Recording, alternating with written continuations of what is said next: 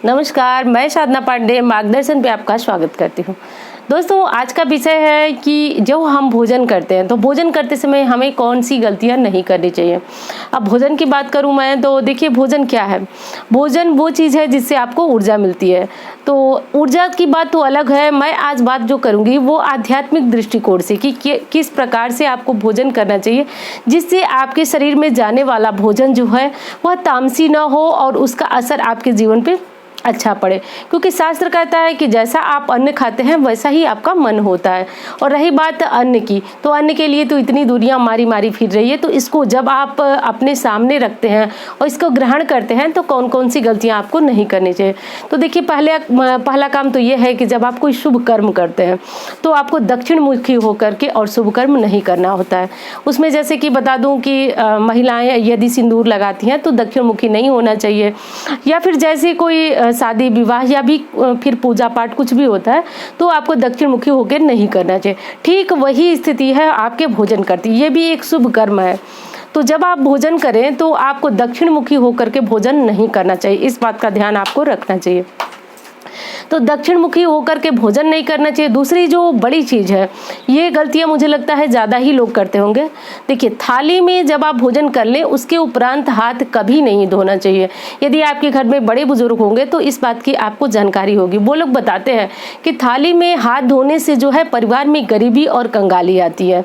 तो ये होगा, आज मैं 5 पॉइंट जो है भोजन के ऊपर बताऊंगी और मैंने बड़े ध्यानपूर्वक आपके लिए बड़े यत्नपूर्वक जो है इस विषय को लाया है कि आप जो है इस प्रकार की गलतियां करेंगे तो आपके जीवन में निरंतर परेशानियों का वास बना रहेगा। क्योंकि किसी से कोई गलती से कुछ परेशानी आती है, किसी गलती से कुछ परेशानी आती है।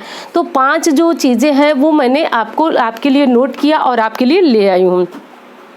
और दोस्तों, दूसरी चीज़ है कि जब आप भोजन करें तो भोजन परोसने वाले को ये ध्यान देना चाहिए कि आपका भोजन जो आपके सामने आ रहा है वो किसी के पैरों का लंघन ना हो। यानी कि पैरों के लंघन वाला जो भोजन आप करते हैं, यदि गलती से भी इस प्रकार का भोजन किया जाए तो वो विष के समान असर करता है हमारे शरीर में जाने के बाद। तो इसलिए भोजन को पैरों से स्पर्श ना होने दें और लांघना तो बिल्कुल भी नहीं चाहिए। यदि देखा जाता है कि आटा वगैरह गूंथ के रखा हुआ है और किचन में आने जाने के चक्कर में उनके ऊपर पैर लग जाता है, तो यदि इस प्रकार की जानकारियां आप जानते रहेंगे तो आटे को गूंथ करके या फिर सब्जियों को आप किनारे रख दें जिससे आने जाने वाले के पैरों से वो जो भोजन आपका है वो टच ना हो। इस बात का आपको ध्यान रखना चाहिए। और दोस्तों, एक चीज़ और बता दूं आपको कि बिस्तर पर बैठ करके, प्राय अभी तो गर्मियां हैं लेकिन सर्दियों के मौसम में बहुत सारे लोग बिस्तर पे बैठ करके भोजन करते हैं। ये कार्य हमें कभी भी नहीं करना चाहिए। बिस्तर पे बैठ करके भोजन करना, देखिए बिस्तर क्या है, बिस्तर से ही आप अपने जीवन में मतलब कि एक मोटे शब्दों में मैं बता रही हूँ आपको, बहुत गहराई में नहीं जा रही हूँ, कि हमारे घर में जो है भोजन का रूप माँ अन्नपूर्णा को दिया गया है और बाकी जो सामग्री है वो सबको शुक्र से जोड़ करके देखा जाए। शुक्र यानी माँ लक्ष्मी।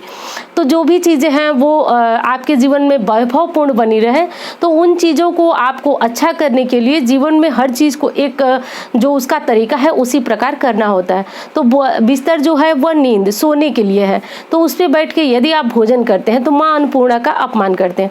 माँ अन्नपूर्णा के बारे में शायद आपको पता भी होगा कि माँ अन्नपूर्णा जो है वो शिव जी की पत्नी है और उन्होंने शिव जी को वरदान दिया, उन्होंने शिव जी को वचन दिया कि जो भी कलयुग में अच्छी प्रकार से आदर के साथ मुझे ग्रहण करेगा, मेरा आदर करेगा, उसके घर में उसके भंडार को सदा सर्वदा मैं भरती रहूंगी।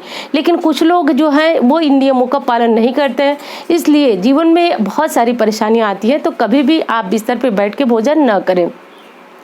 और इस नियम को पालने में कोई समस्या भी नहीं। घर का अगर छोटा बच्चा है तो अगर आप उसको बताएंगे, देखिए घर के सभी सदस्यों को यदि वो देखेगा कि भोजन आते ही वो बिस्तर से नीचे जा करके और भोजन करे, बच्चा खुद ब खुद आपको देख के सीखेगा। वो किसी और को कहने सुनने से ऐसे बच्चा नहीं सीखता है। क्योंकि ये मेरा अनुभव है कि बच्चों को यदि आप कोई चीज़ समझाते हैं तो उनके समझ में वो चीज़ें देर से आती है, लेकिन जो आपको करते देखते हैं वो उसको सबसे पहले सीख लेते हैं। तो घर में परिवार का कोई सदस्य जो है इस प्रकार के कार्य न करे, ये आपको ध्यान जरूर देना चाहिए। और दोस्तों देखिए, भोजन जब बनाया जाए तो उस समय ये तो आप सभी जानते हैं, मैं ये नहीं कहूँगी कि आप जो है स्वच्छता का ध्यान रखें, बिल्कुल ये आप सभी को पता भी होगा और रखते भी होंगे।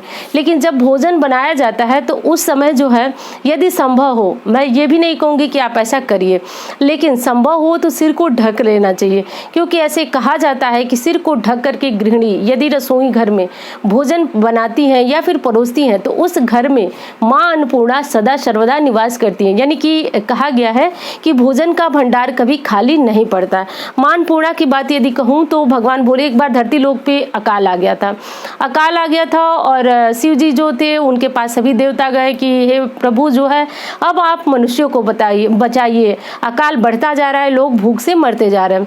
तो ऐसे में भगवान शिव जो थे माता पार्वती के पास गए और उनसे उन्होंने कहा कि आप अन्नपूर्णा रूप धारण कीजिए और अन्नपूर्णा रूप धारण करके इन मनुष्यों का जीवन बचाइए। तो माता पार्वती ने अन्नपूर्णा रूप धारण किया। अन्नपूर्णा रूप धारण करके उन्होंने शिव जी को भिक्षा दिया और भिक्षा देते हुए ये कहा कि जो भी कलयुग में मनुष्य मेरा अपमान नहीं कर। आपको क्यों कहा जाता है कि जो भोजन बचा हुआ है थाली में, उसको थाली में न छोड़े। देखिए, एक चीज़ तो मैं शायद भूल गई कि आप थाली में अपने उतना ही भोजन लीजिए जितनी की आपको आवश्यक, जितना आप खा सके, क्योंकि जो जूठन आपका बचता है, यदि आपने कभी कभी तो कोई बात नहीं है, कभी कभी हम सबसे गलतियां हो जाती हैं कि खाना थाली में बहुत ज़्यादा पड़ जाता है और हमें थोड़ा खाना होता है, कोई समस्या नहीं। लेकिन अगर निरंतर इस प्रकार की गलतियां होती हैं तो आपको ध्यान रखना चाहिए, इससे सीधे मां अन्नपूर्णा नाराज होती हैं। तो मैं बात कर रही थी कि तब शिव जी मां अन्नपूर्णा को के पास गए, उन्होंने उनसे सुझाव दिया कि धरती लोक पे प्राणी मर रहे हैं, उनके लिए कुछ न कुछ हमें सोचना चाहिए। माता पार्वती ने अन्नपूर्णा रूप धारण किया और शिव जी को भिक्षा दिया। उसी भिक्षा से जो है शिव जी ने धरती लोक पे वो भिक्षा को बिखराया, लोगों को दिया। इससे जो है माँ अन्नपूर्णा जो है उनके भंडार भरने लगी और उनके जीवन में जो भूख था, अकाल थी, वो समाप्त हो गए। तो इस तरह से आप भी माँ अन्नपूर्णा का आदर करें, बना हुआ भोजन हो या इस तरह का भोजन हो, आप उनका आदर करें, क्योंकि आदर करने से ही वो हमारे घर आती हैं। ध्यान दीजिए उनका, जिनको की रोटी भी नसीब नहीं हो रही है, तो ऐसा नहीं है कि वो जो है कि पुण्यात्मा होंगे। पिछले जन्म में हो सकता है उन्होंने बहुत ज़्यादा अनादर किया। ये बात मैं नहीं कर रही हूँ, हमारे शास्त्र कहते हैं, हमारे पूर्व जन्म के कर्म और आज के कर्म जोड़ करके ही हमको इस जीवन में सुख का निर्धारण बताया गया है। तो उम्मीद करती हूँ कि ये जानकारी आप जानते होंगे और मुझे लग रहा है कि बहुत सारे लोग जो हैं इस बात को पालन भी करते होंगे। यदि पालन करते हैं तो आप कमेंट बॉक्स में लिखिएगा ज़रूर। उम्मीद करती हूँ जानकारी आपको बहुत पसंद आएगी। मिलती है उसी तरह की वीडियो के साथ। धन्यवाद।